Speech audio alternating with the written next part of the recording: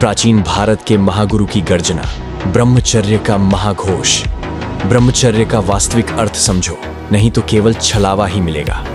अरे मूर्ख, क्या तुम सोचते हो कि ब्रह्मचर्य मात्र शरीर का शुद्ध आचरण है? यदि ऐसा सोचते हो तो अभी भी तुम अज्ञान के अंधकार में भटक रहे हो। यह केवल भोग विलास का त्याग नहीं, यह आत्मशक्ति का जागरण है।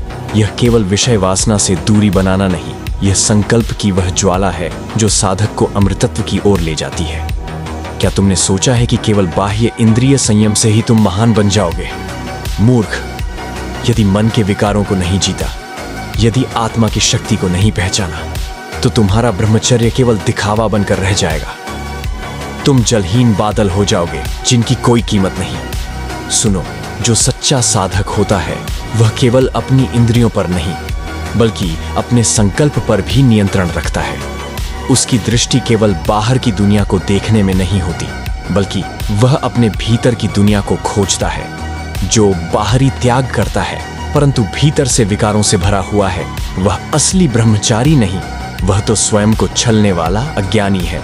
यह मार्ग फूलों की सेज नहीं, यह तो अंगारों का रास्ता है। लेकिन जो इन अंगारों पर चलकर अपने भीतर के अमृत को जागृत कर लेता है, वही महायोगी, वही ब्रह्मज्ञानी, वही आत्मसिद्ध हो जाता है। संकल्प को दृढ़ करो, मन को स्थिर करो और देखो कैसे तुम्हारे भीतर की सुप्त ऊर्जा प्रज्वलित होती है। यह ऊर्जा साधारण नहीं, यह ब्रह्म तेज है। जो इसे पा लेता है वह जगत को आलोकित कर देता है। परिवर्तन अभी करो, क्योंकि मृत्यु द्वार पर प्रतीक्षा नहीं करेगी। अरे अज्ञानी, जो सोचता है कि कल से मैं सुधार लाऊंगा, वह जीवन भर पछतावे की आग में जलता रहता है। क्या तुम्हें लगता है कि समय तुम्हारी प्रतीक्षा करेगा? मूर्ख, समय की गति वज्र से भी तीव्र है। जो समझदार है वह अभी और इसी क्षण परिवर्तन करता है।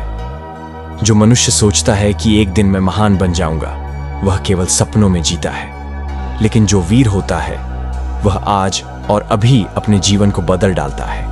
वह अपने प्रारंभ की चिंता नहीं करता, वह केवल अपने अंत को देखता है। क्या तुम सोचते हो कि तुम्हारे पास अनंत काल है? नहीं, मृत्यु हर क्षण तुम्हारे द्वार पर खड़ी है। क्या तुम उसकी प्रतीक्षा करोगे या अपनी आत्मा को जागृत करोगे? जो साधक परिवर्तन को टालता रहता है वह पतन की ओर जाता है, लेकिन जो इसी क्षण जाग जाता है वह स्वयं को अमृतत्व की ओर ले जाता है। इसलिए यदि तुमने संकल्प लिया है तो उसे अभी दृढ़ करो, अब भी, इसी क्षण, क्योंकि जो आज नहीं जिया वह कभी नहीं जिएगा। यदि तुम अभी भी सोए हुए हो तो समझो कि यह जीवन व्यर्थ जाएगा और पीछे केवल पश्चाताप ही बचेगा।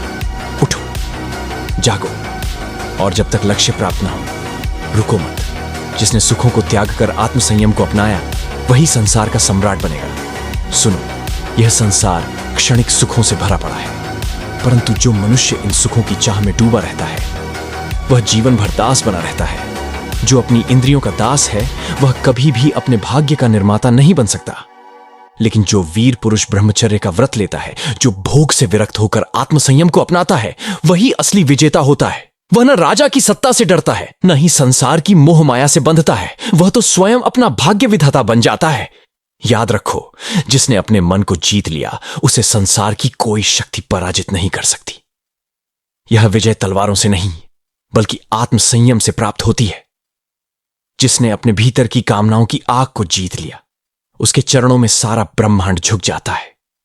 यह ब्रह्मचर्य की शक्ति है, यह आत्मसंयम की महिमा है। इस शक्ति को धारण करो, इस तेज को आत्मसात करो और फिर देखो कैसे संपूर्ण सृष्टि तुम्हारे चरणों में आकर नतमस्तक हो जाएगी। जय हो ब्रह्मचर्य की महाशक्ति, जय हो आत्मसंयम के महायोगी। Red flag.